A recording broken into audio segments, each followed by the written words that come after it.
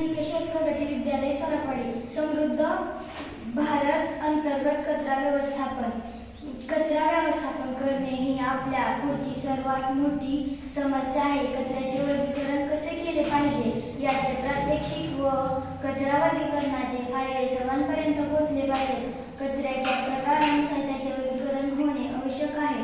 ओला कचरा यामध्ये फळांचे अवशेष, अन्नाचे तुकडे, भाज्यांचे तुकडे, पाने, फुले इत्यादी हा कचरा जैविकरित्या विघटित होऊ शकतो.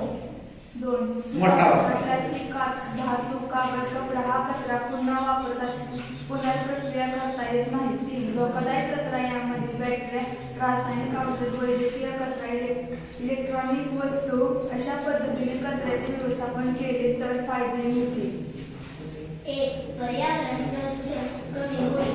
2. ऊर्जा व खर्चाची बचत होते. 3. ग्रीन हाऊस वायूचे प्रमाण घटते.